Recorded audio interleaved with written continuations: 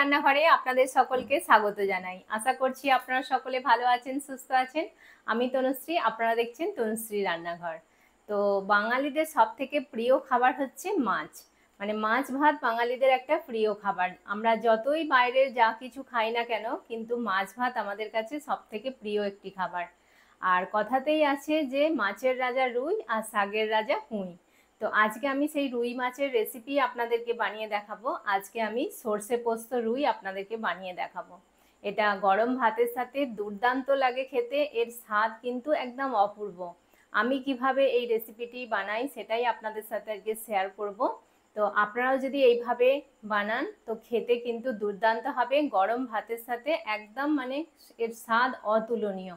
তো তাহলে চলুন ঝটপট শুরু করে দিই আজকের রেসিপি সর্ষে পোস্ত রুই। বন্ধুরা, সর্ষে পোস্ত রুই বানানোর জন্য আমি এখানে দেখুন 3 পিস রুই মাছ নিয়েছি, আর আমি গাদার পিস নিয়েছি। আপনারা চাইলে গাদা পেটি যে কোনো পিস হিসাবেই নিতে পারেন। তো এবার আমি এটাকে হলুদ মাখিয়ে নেব, যেহেতু আগে থাকতেই আমি এটাকে ধুয়ে পরিষ্কার করে লবণ মাখিয়ে রেখে দিয়েছিলাম। অবশ্যই কিন্তু একটু লবণ মাখিয়ে কিছুক্ষণ রেখে দেবেন, জলটা ঝরে গেলে কিন্তু মাছটা কিন্তু মানে ভাজবার সময় কড়ার মধ্যে জড়াবেও না, আর মাছটা কিন্তু খুব সুন্দর মানে হবে। তো অবশ্যই সেই জন্য একটু লবণটা মাখিয়ে অন্তত 10 মিনিট মতো রেখে দেবেন। তো আমি আগে থাকতেই লবণটা মাখিয়ে রেখে দিয়েছিলাম, সেই জন্য এবার খালি এতে হলুদটা মাখিয়ে নেব। এবার আমি মাছের গায়ে হলুদটা দিয়ে দিচ্ছি, এইভাবে ছড়িয়ে দিয়ে দিলাম। এবার হলুদটাকে ভালো করে মাছের গায়ে কিন্তু মাখিয়ে নিতে হবে। দু পিঠটাই ভালো করে আমি এইভাবে মাখিয়ে নেব। বন্ধুরা, সব হলুদটা কিন্তু আমি ভালোভাবে মাছের গায়ে লাগিয়ে নিয়েছি। প্রত্যেকটা পিসে দেখুন খুব সুন্দর করে হলুদটা মাখিয়ে নিয়েছি। তো এবার এটাকে সাইড করে রাখবো, রেখে এবার একটা মশলা তৈরি করতে হবে। এবার বাটা মশলাটা যে তৈরি করব তার জন্য কি কি উপকরণ নিয়েছি সেটা আপনাদেরকে দেখিয়ে দিই। যেহেতু আমি এখানে সর্ষে পোস্ত রুই বানাচ্ছি, তো তার জন্য আমি এখানে দেখুন 2 রকমের সর্ষে নিয়েছি। আমি কালো সর্ষে নিয়েছি 1 টেবিল চামচ, আর ছোট চামচের 1 চামচ নিয়েছি সাদা সর্ষে। আপনারা চাইলে এটা পুরো কিন্তু সাদা সর্ষেতেও বানাতে পারেন। 2 রকম দিলে কিন্তু টেস্টটা বেশি ভালো হয়। তো সেই জন্য আমি 2 রকম সর্ষে নিয়েছি। আর নিয়েছি পোস্ত 1 টেবিল চামচ পোস্ত নিয়েছি। দিয়ে দেবো এর সাথে 2টো কাঁচা লঙ্কা। আমি এখানে 2 পিস কাঁচা লঙ্কা নিয়েছি। ঝালটা আপনারা আপনাদের পছন্দ অনুযায়ী নিয়ে নেবেন। যেহেতু আমি 3 পিস পরিমাণে বানাচ্ছি সেই জন্য আমি অল্প কাঁচা লঙ্কা দিয়েছি। আপনারা যদি বেশি পরিমাণে বানান তখন লঙ্কার পরিমাণটাও কিন্তু এমনকি পোস্ত সর্ষে সব কিছুই পরিমাণ একটু বাড়িয়ে দেবেন। লবণ নিয়ে নিচ্ছি। লবণ দিয়ে বাড়লে কি হবে, সর্ষেটা তেঁতো হয়ে যাবে না। অবশ্যই কিন্তু একটু বাটবার সময় লবণ দিয়ে দেবেন। আর এটা আমি কিন্তু শিলে বাটবো, আপনারা চাইলে মিক্সিতেও বেটে নিতে পারেন। তো মিক্সিতে প্রথমে কি করবেন, সর্ষে আর পোস্তটাকে শুকনো আগে একটু ঘুরিয়ে নেবেন, তারপরে কাঁচা লঙ্কা লবণ জল দিয়ে তারপরে পেস্ট বানাবেন। আমি এটা শিলে বাটছি, তো আপনাদের যেটা সুবিধা সেটাতে বেটে নেবেন। প্রথমে এবার আমি মাছগুলো ভেজে নেব। তো তার জন্য দেখুন আমি গ্যাসে কড়া বসিয়ে দিয়েছি। কড়াটাকে প্রথমে একদম ভালো করে গরম করে নিয়েছি, তারপর আমি এতে সর্ষের তেল দিয়ে দিয়েছি। তো সর্ষের তেলটাকেও কিন্তু একদম ভালো করে ধোঁয়া ওঠা পর্যন্ত গরম করে নিতে হবে। এই দুটো জিনিস খেয়াল রাখবেন, তাহলে কিন্তু মাছ ভাজার সময় কড়ার মধ্যে আর জড়িয়ে যাবে না বা মাছগুলো ভেঙে যাবে না ভাজতে গিয়ে। তো সেই জন্য তেলটাকে কিন্তু খুব ভালো করে গরম করে নিতে হবে, মানে হালকা হালকা গরম মানে ধোঁয়াটা উঠবে সেই সময় মাছটা দিতে হবে। তো আমার তেলটা কিন্তু খুব ভালোভাবে গরম হয়ে গেছে। এবার আমি এক এক করে মাছগুলো দিয়ে দেব। তো রুই মাছের পিসগুলো আমি এবার দিয়ে দিচ্ছি। আমি সব মাছগুলোই কিন্তু একসাথে ভেজে নেব।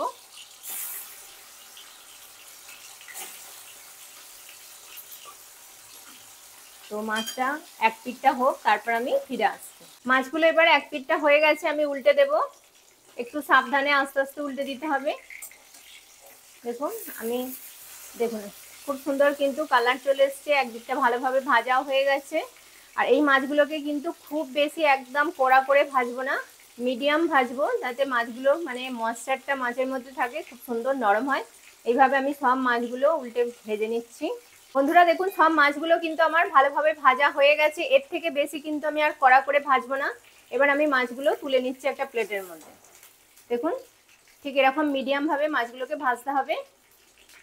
তো সব মাছগুলো আমি এভাবে ভেজে তুলে নিচ্ছি। দেখুন বন্ধুরা, সব মাছগুলো ভেজে আমি প্লেটের মধ্যে তুলে নিয়েছি। এবার বাকি রান্নাটা এবার করব। তাহলে চলুন শুরু করি।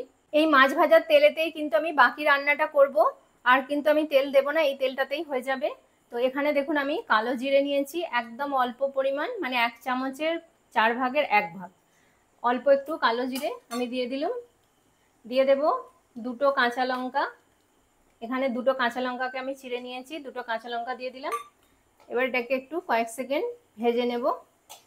এবার ফোড়নটা কিন্তু আমার ভাজা হয়ে গেছে। এবার এখানে দেখুন আমি একটা পেঁয়াজকে বেটে নিয়েছি, একটা ছোট সাইজের পেঁয়াজ বেটে নিয়েছি। এখানে কিন্তু পেঁয়াজের পরিমাণটা অল্পই দিতে হবে।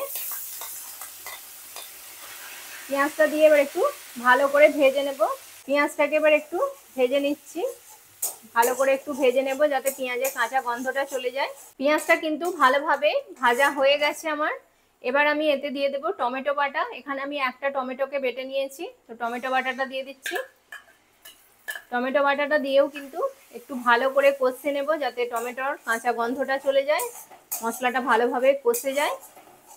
তো টমেটোটা একটু ভাজা হোক, তারপর আমি ফিরে আসছি। টমেটোটা দিয়ে ভালোভাবে কিন্তু আমি একদম কষে নিয়েছি, মশলাটা কিন্তু খুব সুন্দরভাবে ভাজা হয়ে গেছে। তো এবার কিছু গুঁড়ো মশলা দিয়ে দেবো। আমি এখানে দিয়ে দিচ্ছি হলুদ গুঁড়ো হাফ চামচ, দিয়ে দেব কাশ্মীরি লঙ্কার গুঁড়ো হাফ চামচ, দিয়ে দেবো অল্প একটু লবণ। লবণটা কিন্তু বুঝে দেবেন, কারণ আমি পোস্ত সরষে বাটার সময় একটু লবণ দিয়েছি, সেই জন্য লবণটা একটু বুঝে এখানে দিতে হবে। এর সাথে দিয়ে দেব অল্প একটু চিনি, একদম খুবই সামান্য একটু চিনি দিলাম টেস্টটা ব্যালেন্সের জন্য, একদম সামান্য। এবার সামান্য একটু জল দেব যাতে মশলাটা ভালোভাবে কষানো যায়, মশলাটা পুড়ে না যায়। এবার ভালো করে এবার মশলাটাকে কষে নেব। যতক্ষণ না মশলা থেকে তেল ছেড়ে দিচ্ছে ততক্ষণ কিন্তু মশলাটাকে একটু কষে নিতে হবে। আর এই সময় গ্যাসের ফ্লেমটা লো টু মিডিয়ামে রাখবেন, হাই ফ্লেমে কিন্তু দিলে মশলাটা পুড়ে যেতে পারে। আর এইভাবে কিন্তু ভালোভাবে নাড়িয়ে মাঝে মাঝে নেড়ে দিতে হবে যাতে তলায় না লেগে যায়। তো মশলাটা ভালোভাবে কষা হয়ে যাক, তারপর আমি ফিরে আসি। মশলাটা দেখুন একদম ভালোভাবে কষানো হয়ে গেছে, মশলা থেকে কিন্তু তেলও ছেড়ে দিয়েছে। এবার আমি এতে জল দিয়ে দেব, পরিমাণ মতো জলটা বুঝে দিয়ে দেবেন। তো আমি আরেকটু জল দিয়ে দেবো। দেখুন আমি এখানে 2 কাপ মতো জল দিয়ে দিচ্ছি। 2 কাপ জল দিয়ে দিলাম, দিয়ে ভালো করে মিশিয়ে দিলাম মশলাটা জলের সাথে।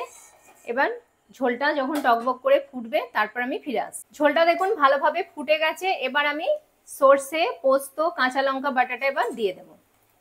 সবটা দিয়ে দিলাম, দিয়ে ভালো করে একবার মিশিয়ে দেব ঝোলটা।